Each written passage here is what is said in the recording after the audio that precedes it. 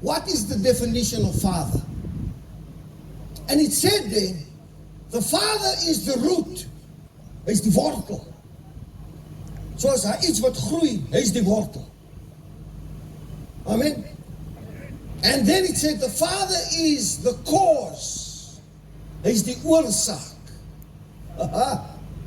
So as daar uitwerking is, goed of sleg, die vader is die oorsaak. He's the cause of that thing. It said there in those books, Oxford English Dictionary, the father is the stone anchor, the stone pillar of the house. Die steenpilaar van die familie. The seed, we are the seed, we carry the seed. Amen. Then that book said the men are the anchor of the house. When the storms of life come, you fishermen who fish out here, you know if you have an anchor, the storm can do whatever it wants to, but when that storm is over, the anchor is right there. Daai anker het gehou. Jy's die anker van die familie. Source, root, anchor, seed, cause, stone pillar. So I came up with my definition. In this book, I write in my definition, what is the definition of fatherhood? Wat is die definitie van vaderskap? En dit is die stigter van 'n lewenswyse. Stigter van 'n lewenswyse. Die lewenswyse wat jy geniet vandag, broer, is weens die pa wat jy gehad het. Founder of a lifestyle. That's what fatherhood means. The founder of a lifestyle. The lifestyle you enjoy today is because of the father you had, or even if you didn't have a father, het jy nog steeds geaffekteer. Jy is nog steeds 'n produk van die pa wat jy gehad. Nie jou ma nie. Ma's is almal daarso. Mothers are always there. Grandmothers are always there. Where are the fathers? Waar's die manne? Banabakai. Waar's hulle? Where are the men? But are you a leader at home? Is jy 'n leier by die huis? Paul writes to Timothy. Hy skryf vir Timotheus, 1 Timotheus 3, sê Timotheus as 'n man 'n leier wil wees, 'n diaken. Julle ken hy skrif. If he wants to be a leader, a bishop or an elder in the church, hy gee riglyne daarso. Hy moet 'n man van een vrou wees, hy moet nie te veel drink. Hy gee riglyne. Maar die laaste ding wat hy sê is, hy moet die respek van sy vrou en kinders hê by die huis. He's got to have the respect of his wife and children at home. He's a public hero daar buite. Maar by die huis, he's a private failure. Private failure, but you want to be a public hero. Home is the place of your greatest influence. First be a hero at home before you want to be a hero somewhere else. Be a hero at home before you become a hero out there. Amen. Boys will join gangs because they don't belong to a gang called family led by a leader called father. Die kinders gaan na die bende toe, van hulle behoort nie aan 'n bende met die naam van familie wat gelei word deur 'n leier met die naam van pa nie. Jy is jou kind se bendeleier. Jy. I want you to talk about identity today, but the Lord just took them. You give your children their identity. Jy gee jou kinders hulle identiteit. Identiteit is nie wie jy is nie. Identiteit is nie wat jy doen nie. Dit is nie identiteit nie.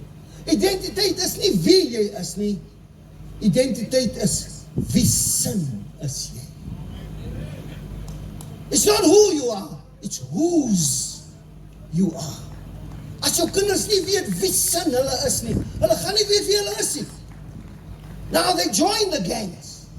Dit maak nie saak hoe begin jy 'n wedloop nie. It doesn't matter how you start race, where you born, what your skin color is, what your economic circumstance. Nee, jy maak nie saak nie. Dit maak nie saak wat gebeur hier in die middel van die race nie. Wie het jou gelos? Wie het jou gedrop? Wie het jou nie lief gehad nie? Wie het jou nie gepromote nie? Die Bybel sê, hy wat die vinnigste hardloop, hy kry nie die prys nie. Not you with the biggest church, not you with the most money, or the biggest car, or the, you don't get the prize. Die Bybel sê, Hy wat volhard tot die einde. He who endures to the end, he gets the prize. Volhard tot die einde. En van julle wil goeie paans wees. But because you didn't have a relationship with your earthly father, you can't have a relationship with your heavenly father. Dit is onmoontlik, want jy het nie die pa geken nie, of jy het nie die pa geag nie, of jy nie die pa, hy was nie 'n goeie voorbeeld nie. Nou is dit moeilik om te sê, Vader in die hemel, help me. But you can't be the man that you want to be, my brothers.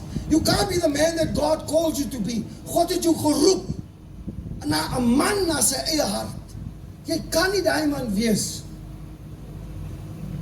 tot jy hom ken. Till you know him in the fullness of his suffering, in the fullness of his resurrection. Ek gee my hart, ek bely met my mond, I confess with my mouth, en ek glo met my hart, I believe with my heart that you are the Son of God. You are God incarnate, and you died for my sins. When you do that, jou naam word geskryf in die boek van die lewe. The minute you accept Jesus, it's like putting in a new SIM card. Now you get a signal. Amen. Now you can talk up and you can receive down. Now you can talk to the Father. Some of you are just useless units. No signal. You need to be switched on. You need to be connected with the Father. And many of you have got different careers. You have a career. You may be a plumber. You may be a doctor, a teacher, a lawyer. I don't know what it is that you do, but that's your career. That's how you earn your money. Maar dan het ek ook 'n roeping op my lewe. Jy het 'n beroep en jy het 'n roeping. You've got a career and you've got a calling on your life. Do you understand that? If you know Lord Jesus as your Lord and Savior, you have a calling on your life. And a calling, brothers, isn't some high thing. It's not some high thing. You don't have to be intelligent. You don't have to be a pastor. You don't have to be rich. You don't need any qualification to have a calling on your life. Because a calling isn't some high spiritual thing. Is nie 'n hoog geestelike ding nie. 'n Roeping is eenvoudig. Hoe verander jy die wêreld met 'n bietjie van die hemel? Hoe verander jy iemand se lewe?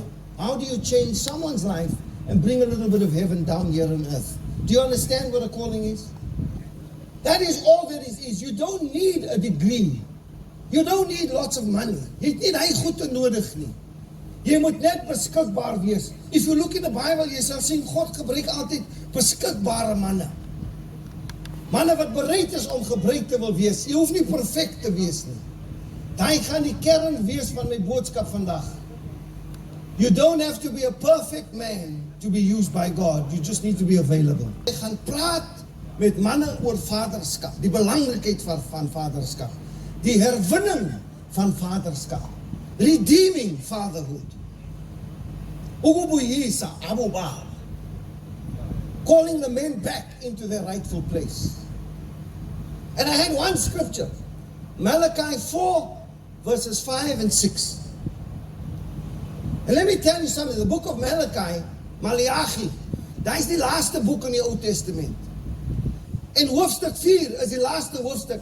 En verse 5 en 6 is die laaste verse in die laaste boek van die Ou Testament. En hy woorde sê, dit sê daar, die Here praat deur die profeet Malachi, hy sê, kyk, ek stuur vir julle die profeet Elia. Nou, dis nie een persoon nie, dis die mense wat die salwing, die seëning, die gesag dra van Elijah. They carry the Elijah anointing. And he says, and he will turn the hearts of the fathers to the children in the family. En hy sal die harte van die vaders draai na die kinders en die familie. Manne, kyk waar begin het, né? Dit begin by die manne. God het nie gesê ek begin met die vrou nie. Die hart van die vrou moet terugdraai na die kinders. Nee, hy sê die harte van die vaders moet terugdraai na die kinders en die familie. Dan gaan die harte van die kinders en familie terugdraai na die vader. Of sê die Here, ek kom tref die land met 'n vloek. Punt. The last word in the Old Testament is curse. Maar die Here eindig die Ou Testament en hy sê, as jou hart, broer, nie terugdraai na jou familie toe nie, tref ek die land met 'n vloek. Punt. As dinge fout gaan daar by jou huis, moenie na jou vrou toe kyk nie.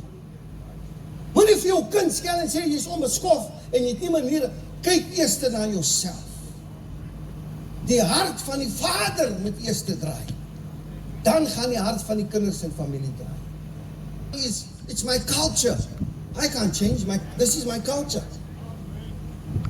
Well, either you follow your culture or you follow Jesus. You can't follow both. And Jesus says, be ye transformed by the renewing of your mind. So there are men today, hard-headed, who just refuse. They refuse to change.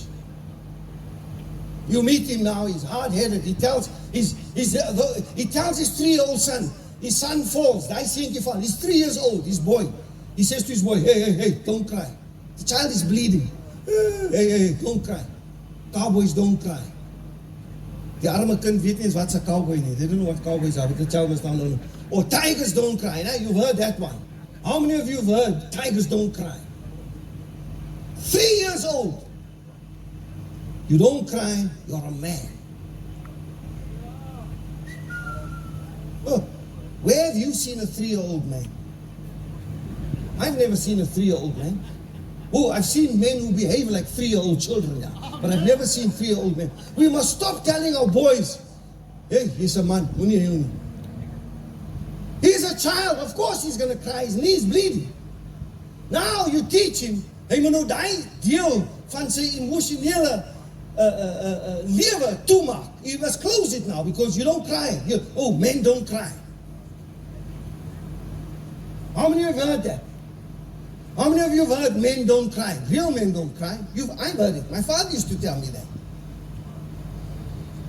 And yet, the shortest verse in the Bible is, die kortste vers in die Bybel is, Jesus wept. En Jesus het geween. Die Here huil. Hy kom uit die hemel uit. He leaves his throne of grace and mercy and honor, and he comes down in the form of a man. His friend dies, and he cries for him. And the man who died on the cross for our sins, he cried.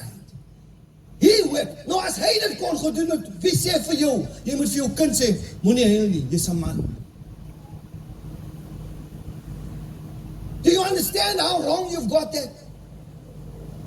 That God had to come down and show us it's okay to cry. So why are we telling our children it's not okay to cry? Because we're caught in the cycle. We're caught in the cycle. We're caught in this terrible cycle that we've been taught by someone and they teaching us and we teaching our children. Ons leer ons kinders dieselfde goed. Dis 'n siklus wat ons ingevang is. You spandeer more time on your phone than what you are with your family. Everyone at the table is meant to be eating, maar julle almal sit op julle fone soos die. It's an addiction. Of jy vat iets man. Jy drink nog, niemand weet nie, jy's 'n gesiene mens in die kerke. Maar jy drink so, verstaan jy? Jou pa was 'n dronkie van Driefontein. Jou oupa het doodgegaan van cirrhosis of the liver. Now your son is caught in tik on Yaupe or something like that. It's a cycle of addiction that your family is caught up in. And until you break the cycle, in the name and by the blood of Jesus, you'll just keep carrying on. Jy gaan dit aan en aan met die siektes. Kan jy dinge klaarmaak met jou kinders? Het jou pa dinge klaargemaak met jou? Of sit jy nog met die issue van, het dit vir my broer gedoen, het dit nie vir my gedoen? Het dit vir my suster gesê, het dit nie vir my gesê? Hy was afwesig, of hy was teenwoordig, because let me tell you, fathers affect their children by their very presence. I counsel every man every day who say, I wish I never knew him. I wish I never knew my father. You are the founder of your family's lifestyle. Give them their identity and let them know whose they are. God bless you. Amen.